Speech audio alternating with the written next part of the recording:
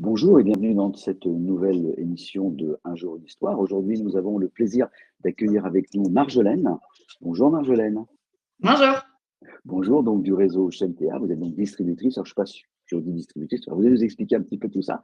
Mais vous êtes là en tout cas pour raconter votre parcours, votre histoire chez Chaîne Théa du début jusqu'à aujourd'hui et puis peut-être votre avenir. Alors, en quelques secondes, vous pouvez vous présenter rapidement, Oui. Marjolaine? Moi, je m'appelle donc Marjolaine, je suis conseillère chaîne TA. Alors, ce n'est pas mon activité professionnelle principale, j'ai un autre métier à temps plein. Moi, je fais ça en complément. Voilà, donc on D'accord. commercialise avec chaîne TA du thé, des infusions et des accessoires de préparation pour le thé. D'accord. Et qu'est-ce que vous faites à côté donc de Chaîne Théa? Si ce n'est pas votre activité principale mais complémentaire, qu'est-ce que vous faites dans la vie? Moi, je suis travailleur social. J'accompagne des enfants en situation de handicap dans une association. D'accord. Et vous avez vous-même des enfants peut-être? Oui, j'ai un enfant et puis un deuxième à venir prochainement, Oh, bah, félicitations, bravo. C'est prévu pour quand? C'est prévu pour quand? pour septembre. Pour septembre. Ah, d'accord. Donc juste après l'été. Là, c'est très, très prochainement. Alors, est-ce que vous pouvez me raconter un petit peu qu'est-ce que vous faisiez donc, qu'est-ce que vous faisiez avant de vous lancer sur CNTA et qu'est-ce qui vous a donné envie de vous lancer dans cette aventure?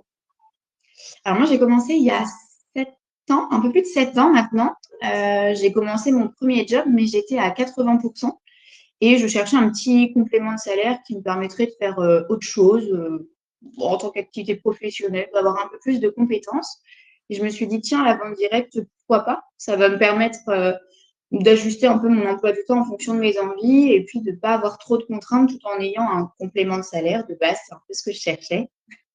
Et puis, j'ai cherché quels produits je pouvais vendre parce que je n'étais pas très attirée par d'autres marques. Je me suis dit, tiens, je consomme beaucoup de thé, moi, est-ce que ça existe? Et en cherchant sur Internet, je suis tombée sur la marque Shentia qui m'a vraiment plu pour le coup.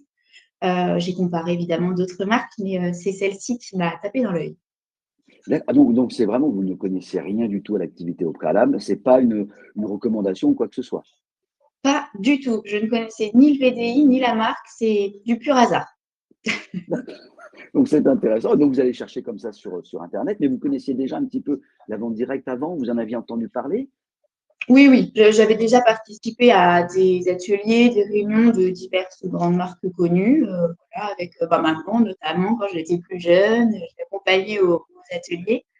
Et puis voilà, je connaissais un petit peu le principe et je me disais: «Bah oui, c'est sympa, c'est convivial», c'est un peu ce que je recherche, quelque chose qui soit, voilà, autour de la discussion, du bon temps, et pas vraiment des obligations comme on pourrait avoir avec un deuxième. D'accord, OK. Donc et ça, visiblement, ça vous a plu puisque ça fait 7 ans, si je comprends bien, Exactement, c'est ça? Très bien. depuis toujours. Alors on va faire un petit bond, peut-être dans le passé. Est-ce que vous vous souvenez de vos débuts? Comment ça s'est passé? Est-ce qu'il y avait un peu d'appréhension? Expliquez-nous un petit peu, parce que parfois les gens ont un peu d'appréhension avant de se lancer.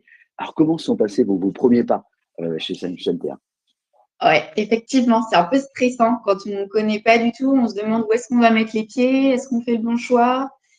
J'ai mis du temps avant de dire oui, allez, j'y vais, je signe mon contrat, parce que voilà, c'est aussi des engagements qui ne sont pas à prendre à la légère, hein, c'est un emploi. Mais bah, je ne regrette pas du tout, 7 ans après d'avoir passé le pas. Mais effectivement, ah oui, c'était un peu d'appréhension parce que j'y connaissais rien, parce que dans ma région, il n'y avait pas de conseillère en proximité. Donc j'étais Vous habitez la première. vous habitez où d'ailleurs justement? À quel endroit vous J'habite habitez? en Mayenne, dans les Pays de la Loire. D'accord, OK, très bien. Et donc il y a peu de gens connaissaient, c'est ça? Exactement. En fait, il y a 7 ans, Shentea, c'était une toute jeune marque. Et donc, les ateliers sont implantés dans le sud de la France. Et les premières conseillères étaient implantées plutôt dans l'ouest. Donc, le réseau n'était pas du tout développé dans la partie ouest de la France. Donc, il n'y avait personne en proximité, tout se faisait à distance. C'était assez stressant pour moi. Mais finalement, ce que j'ai vraiment apprécié, c'est le côté familial de l'entreprise, avec des contacts directs avec Noélie, la fondatrice de la marque, avec les autres conseillères. Et voilà, ça m'a porté tout de suite. D'accord, donc vous avez été porté par le réseau, c'est ça? Vous n'étiez pas toute Ouais. seule? Parce que si parfois il y a un petit peu la peur, l'appréhension de se lancer, de faire créer sa entreprise, parce que c'est quand même une petite entreprise, le statut de VDI, vous êtes indépendante. Exactement. D'accord, donc le réseau vous a accompagné, donc ce qui est plus rassurant, c'est ça? Oui, quand j'ai commencé, moi, il y avait des contacts directs avec Noélie. C'est elle que j'ai eue en entretien téléphonique quand j'ai commencé à chercher les premières informations. Donc, c'est ça que j'ai apprécié, c'est d'avoir directement la responsable au téléphone, qu'elle puisse vraiment expliquer la marque qu'elle a fondée avec ses valeurs. Ça, c'était très chouette. Et ensuite, j'ai eu une marraine, donc Léa, qui, elle, m'a formée, présenté la marque, les produits, comment se déroulaient les ateliers, pour ensuite que je puisse être autonome, en fait, sur la gestion de mes ateliers. Donc, vous avez été donc formé au démarrage, c'est bien ça. Ensuite, vous avez été un accompagnement, d'après ce que je comprends. Et l'activité des montées crescendo. Donc, aujourd'hui, ça se répartit comment à peu près votre temps d'activité entre votre activité principale et puis votre activité complémentaire? Et ben moi, je fonctionne complètement à la carte, pas qu'un peu, complètement à la carte en fonction de mes disponibilités. Je garde vraiment CMTA comme un complément d'activité qui me plaît beaucoup. Donc, dès que j'ai un petit peu de temps, j'essaye de passer un petit peu plus de temps. L'idée, c'est que j'accompagne au mieux mes clients, que je réponde à leurs besoins. Donc, ça va aussi dépendre de elles et eux, mais majoritairement Oui, des femmes pour la consommation de thé. oui, ouais, bien Mais que sûr. je puisse, voilà. Donc, mon activité, elle est assez variable en fait d'un mois à l'autre en fonction du temps que j'ai disponible, des demandes de mes clients. Voilà, je m'ajuste vraiment à mon emploi du temps et à mes disponibilités. Et comment, vous avez combien de clients d'ailleurs? C'est intéressant. Vous avez un panel de combien de clients, vous savez? Compliqué? Non, je n'ai pas regardé. Je pourrais savoir, mais je n'ai pas regardé combien. En D'accord. 7 ans, un sacré paquet, je pense. Et d'ailleurs, c'est intéressant parce que le thé, c'est quand même quelque chose, on consomme du thé régulièrement. Donc, vous avez des clients qui sont fidèles depuis le début, qui vous suivent depuis Oui, le début? j'ai des clients. Bah, au début, j'ai commencé, on active notre réseau proche, donc forcément, ma famille, mes amis, c'est eux les fidèles du début qui m'ont vraiment soutenue. Et puis, petit à petit, le réseau, il s'écarte. On a les amis des amis, les collègues, les voisins, des amis de la famille. Et donc, c'est vrai que c'est allé assez vite chez moi, la construction du réseau. C'est un produit qui a plu vraiment tout de suite, qui a voilà, suscité de l'interrogation, la curiosité auprès des clients. Donc, ça a été assez simple le démarrage en atelier. Les gens étaient curieux de goûter, découvrir, parce que c'est ça la plus-value. J'aime ça, c'est qu'on offre la possibilité de goûter le thé avant de l'acheter. Et ça, D'accord. c'est plutôt chouette et ça fait bien aux clients. Donc, j'ai des clients effectivement qui sont fidèles depuis le début, qui m'organisent des ateliers une fois, 2 fois, 3 fois par an. Des petits groupes de copines qui font chacune leur tour. Voilà, tous les 3 mois, on se retrouve chez quelqu'un d'autre. Donc, voilà. Il y a tout le côté convivial qui plaît beaucoup Oui. aussi, de se dire, on papote, on se retrouve une après-midi, un soir autour d'une tasse de thé et puis de petits gâteaux. Ça fait toujours plaisir. Ah, mais bien sûr. Et est-ce que c'est aussi l'occasion de recruter? Parce que vous recrutez également dans votre activité, donc vous vendez, mais vous recrutez aussi, je suppose. Oui, j'ai recruté, ça fait 5, 6 ans, pas depuis le début, mais presque, que je recrute. J'ai pas une très grande équipe, c'est pas non plus ma volonté, mais voilà, quand il y a des personnes qui sont intéressées, je fais du recrutement, donc je deviens la marraine des personnes qui entrent dans la société. Je les forme et puis je les accompagne tout au long de leur parcours. D'accord. Donc, c'est une activité, on entend, hein, qui vous plaît, le produit vous plaît, ça c'est sûr. L'entreprise vous plaît également. Le rythme aussi, d'après Oui, ce que je vois. Et donc, c'est totalement compatible avec la vie de famille, parce que ça aussi, c'est une question que se peuvent poser les gens. Est-ce que c'est pas trop chronophage?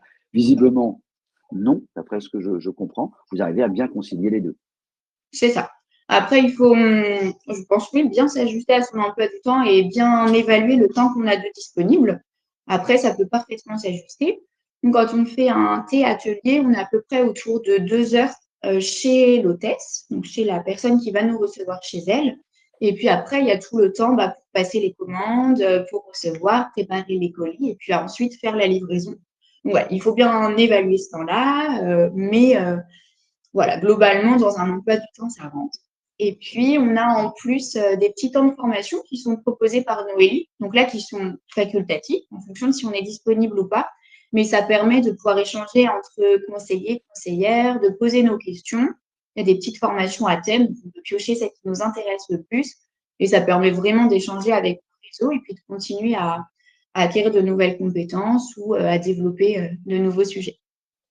C'est très intéressant. En tout cas, on sent bien l'enthousiasme et l'envie dans vos propos. Si vous aviez un conseil à donner à quelqu'un qui, aujourd'hui, vous regarde, se dit: «Tiens, après tout, moi aussi, j'aimerais bien faire comme Marjolaine, oser me lancer». Est-ce qu'il faut quel conseil vous donneriez, avant de proposer à quelqu'un de se lancer en vente à domicile? Et bah, de pas trop réfléchir et puis d'essayer. Je pense que c'est ce qui correspond le mieux, je dirais, parce que Voilà, si on réfléchit, on va forcément trouver des contraintes, alors que finalement, c'est pas si compliqué que ça. Je pense que ce qui est important, c'est l'attrait qu'on a pour le produit qu'on va présenter. Il faut déjà être convaincu pour que ça puisse fonctionner, parce que je pense que c'est aussi la manière dont on en parle qui, bah voilà, qui fait que ça fonctionne ou pas. Bien sûr. Et, et voilà, et puis par la marque, par ses valeurs, je pense que ça, c'est vraiment hyper important. Et il faut aussi, je pense, être à l'aise dans la relation, dans les explications, parce que voilà, on est au contact direct du client et c'est ça qui fait que ça matche ou ça matche pas, hein. Exactement. Donc aujourd'hui, tout à l'heure, vous disiez, vous ne savez pas éventuellement combien de clients vous avez, parce Mm. que ça se développe, hein, ça s'est développé avec le temps. Il y a une fidélisation aussi. Petite question, on a eu beaucoup évidemment de discussions autour du digital qui arrive. La vente directe est quand même je dirais une activité où on est en proximité. Le digital est bien intégré chez vous dans votre prospection, ça vous aide, vous utilisez les réseaux, comment ça se passe? Alors moi, je l'ai pas mal développé pendant le Covid, parce qu'en Oui, même temps, j'avais envie de continuer voilà, de pouvoir vendre et présenter les produits. Donc, je me suis mise un petit peu à faire un peu de contenu sur les réseaux sociaux, à faire des petites vidéos pour mes clientes, pas sur des espaces publics, mais vraiment réservées à mes clientes pour qu'elles puissent continuer d'avoir des commandes. Maintenant, j'ai un peu lâché l'affaire, moi, sur les réseaux. Ce que je préfère, c'est le contact direct. Donc, quand j'ai besoin, voilà, je passe par le téléphone, les réseaux, mais pour le contacter directement mes clients, pas pour prospecter beaucoup. oui. Après, la marque Shentia est présente sur les réseaux, Facebook, Instagram, etc., où là, il y a de la communication qui est faite, mais du coup, par le siège. Voilà. D'accord, donc c'est la marque qui porte la communication et qui vous aide au quotidien à pouvoir œuvrer sur le terrain. C'est ça. Mais après, l'activité, elle se développe un peu comme chacun l'entend. Il y a d'autres conseillères qui travaillent beaucoup sur les réseaux sociaux et puis un petit peu moins en atelier, par exemple. Après, voilà, il faut trouver sa place et puis son juste équilibre. Moi, c'est pas ce qui m'intéresse le plus. Et puis, j'ai pas beaucoup de temps de rajouter en plus pour l'activité sur les réseaux. Donc, je me contente de partager le contenu de la société qui est déjà fait et de super qualité. Du coup, je ne rajoute pas du travail supplémentaire. Je comprends, puis d'autant plus que dans quelques temps, dans 2 mois, visiblement, vous aurez encore moins de temps puisqu'un nouvel Exactement. événement et un relais d'événements va arriver. Donc effectivement, il faudra rationaliser. Bien écoutez, merci beaucoup Marjolaine pour ce témoignage. Je pense que ça va aider beaucoup de gens aussi à se lancer, à aider au démarrage parce qu'il y a de l'appréhension. Vous avez dit, il ne faut pas trop s'inquiéter, ça se fait. Et puis vous êtes accompagné visiblement hein, par des gens qui sont là depuis longtemps. Vous-même d'ailleurs, vous êtes marraine. D'accord, vous Ouais. êtes marraine, donc vous accompagnez aussi donc les personnes que vous recrutez. Ben, merci beaucoup, Marjolaine. Et puis, on prendra des nouvelles. Hein. Alors, je peux me permettre, petit garçon, petite fille, vous savez peut-être déjà. Surprise. Surprise, ce sera la surprise. En tout cas, vous nous aurez des nouvelles. On reviendra vers vous si vous êtes d'accord. Après Tout à fait. un heureux événement avant la fin de l'année, on reprendra des petites nouvelles. Et puis, bien, quant à nous, vous pouvez bien sûr vous balader et retrouver Noélie, puisque vous avez parlé, Noélie Joquevel, qui est donc la présidente, hein, fondatrice de Shentea. Vous pouvez la retrouver bien sûr dans le hall des marques qui recrutent, donc sur le salon digital. Merci beaucoup Marjolaine, et à très Avec bientôt. Merci plaisir. pour votre témoignage. Merci, au Au revoir. revoir.